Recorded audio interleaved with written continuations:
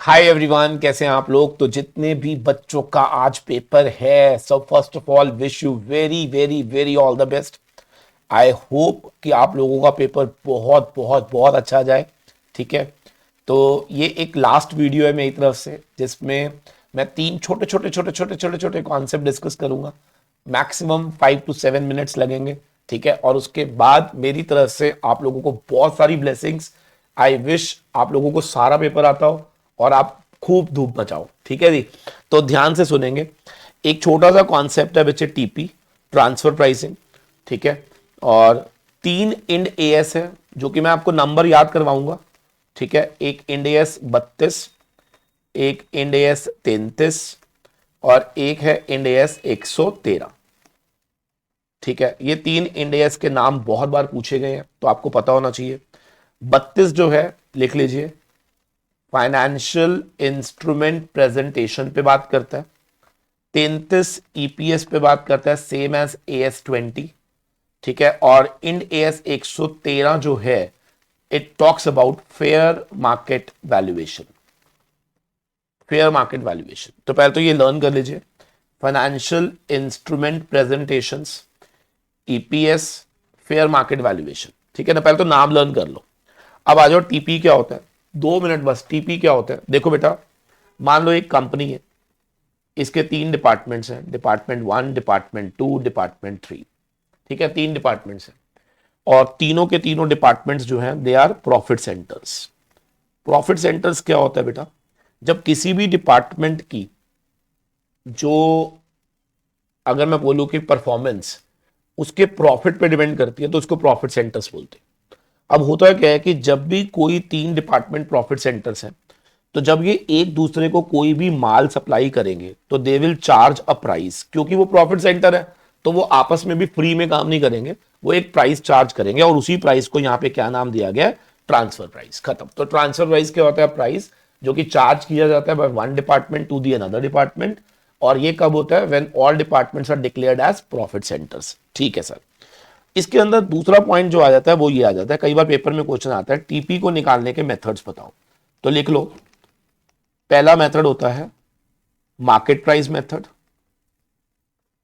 दूसरा होता है कॉस्ट अप्रोच, तीसरा होता है नेगोशिएटेड प्राइस मेथड,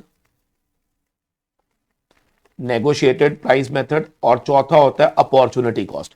तो ये कई बार पेपर में आ जाता है, what are the methods for computation of TP. एक मार्केट प्राइस मेथड होता है, एक कॉस्ट होता है, एक अपॉर्चुनिटी कॉस्ट होता है और एक नेगोशिएटेड प्राइस होता है। मार्केट प्राइस का मतलब जो भी प्राइस चल रहा होगा उस पर देना है। कॉस्ट का मतलब जितने पे मुझे पड़ा उतने पे देना है। नेगोशिएटेड का मतलब होता है हम लोग कैलकुलेट करेंगे, क्या नेगोशिएट करेंगे आपस में कि कितने में हम एक दूसरे को दें। और लास्ट वेरी अपॉर्चुनिटी कॉस्ट, यानी कि अगर मेरे पास कोई उसकी अपॉर्चुनिटी कॉस्ट है तो वो मैं तेरे से चार्ज करूंगा। खत्म। ठीक है, ऐसे ही IND AS, ये जो 3 IND AS है ना, इसके अंदर एक छोटा सा पॉइंट मैं ऐड करूंगा, उसके बाद क्लास को खत्म करेंगे।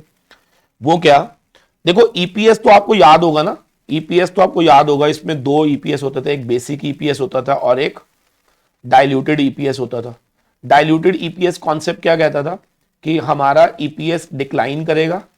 क्यों करेगा, क्योंकि हमारे नंबर ऑफ शेयर्स जो हैं वो बढ़ जाते हैं because of exercising of warrant या फिर कन्वर्टेबल इंस्ट्रूमेंट्स। मान लो आपने कोई कन्वर्टेबल इंस्ट्रूमेंट इशू करे हुए हैं, अगर वो एक्सरसाइज कर लें तो अचानक से नंबर ऑफ शेयर बढ़ जाएंगे। नंबर ऑफ शेयर बढ़ जाएंगे तो जो एग्जिस्टिंग शेयर होल्डर है उनका शेयर डाइल्यूट हो जाएगा, तो इसको बोलते हैं डाइल्यूटिव EPS। ठीक है ना। तो बेसिकली जब भी हम IND AS 33 और EPS AS 20 ये कहता है कि आपको दिखाना पड़ेगा, कंपैरिजन करके देना पड़ेगा, what is my basic EPS and what is my diluted EPS।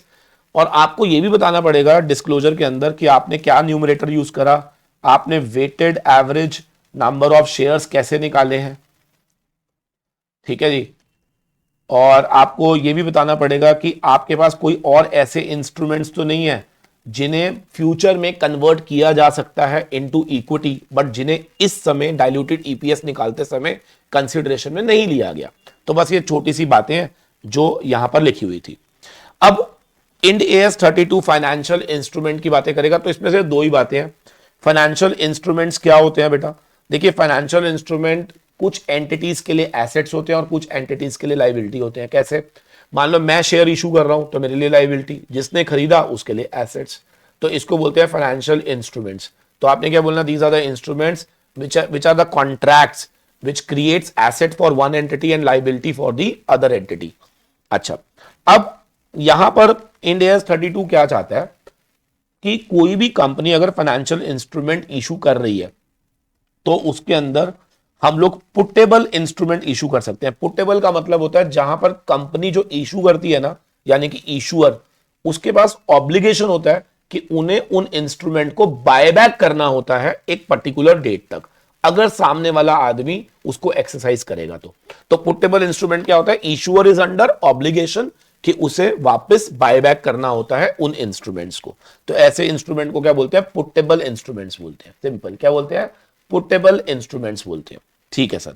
ऐसे ही फाइनेंशियल इंस्ट्रूमेंट्स के अंदर ये भी कहा जाता है कि अगर आप चाहो तो इसे सेट ऑफ भी कर सकते हो। क्या मतलब है, मान लो मैंने किसी कंपनी के शेयर्स खरीदे हुए हैं और उसने मेरी कंपनी के शेयर्स खरीदे हुए हैं, तो मतलब उससे मैंने पैसे लेने भी हैं और उसको मैंने पैसे देने भी हैं, तो मेरे एसेट में भी आ रहा है, मेरी लाइबिलिटी में भी आ रहा है।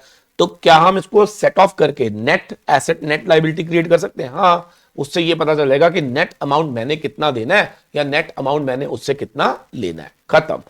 आ जाता है लास्ट में Ind AS 113 fair market valuation. ये कुछ भी नहीं है बेटा, वो कहता है फेयर मार्केट क्या होती है। फेयर मार्केट का मतलब होता है एक ऐसा प्राइस जो आपको मिलेगा जब आप किसी चीज को बेचोगे, या फिर एक ऐसा प्राइस जो आपको पे करना पड़ेगा जब आप किसी लाइबिलिटी को पे ऑफ करते हो। सिंपल। फेयर मार्केट वैल्यू का मतलब होता है एक ऐसा प्राइस जो आपको रियलाइज हो सकता है ऑन सेल ऑफ एसेट, या जो आपको पे करना पड़ सकता है while paying your liabilities. Clear है? अब फेयर मार्केट वैल्यूएशन को निकालने के कुछ मेथड्स होते हैं। हाँ जी, कुछ क्या होते हैं, मेथड्स होते हैं, बस वो लिख लीजिए आप। 3 टेक्निक्स होती हैं। एक होती है फेयर वैल्यू निकालने का पहला टेक्निक होता है मार्केट अप्रोच। मार्केट अप्रोच का मतलब अपन मार्केट वैल्यूएशन में चेक करेंगे कि भैया ये मार्केट वैल्यू है, इस पर आप इसको कैलकुलेट कर लो। दूसरा है कॉस्ट अप्रोच। कॉस्ट अप्रोच का मतलब क्या होता है कि अगर हम आज इस एसेट को रिप्लेस करना चाहें किसी नए एसेट से, तो वो कितने का आएगा, उसकी रिप्लेसमेंट कॉस्ट क्या होगी, उसके बेसिस पर हम उसकी क्या निकाल सकते हैं, फेयर मार्केट वैल्यू। और तीसरा होता है इनकम अप्रोच, मतलब इसकी फेयर वैल्यू क्या होगी। जैसे आपको याद होगा वैल्यूएशन ऑफ शेयर में हम क्या करते थे, डिस्काउंटेड वैल्यू निकाल लेते थे। तो दोबारा बोलो, एक मार्केट वैल्यू अप्रोच, एक कॉस्ट अप्रोच और एक इनकम अप्रोच। याद रहेगा? बोलो, बस खत्म। Done done done done done. चलो जी, thank you very much, God bless you all, and I am very sure कि आप लोगों का पेपर बहुत बढ़िया होने वाला है। सो धूम मचा देना। Thank you very much. और हाँ, पेपर बढ़िया होना ही होना है, ये मुझे मालूम है। आके कमेंट करके जरूर बताना कि पेपर कैसा हुआ। ठीक है जी, चलो बाय बाय।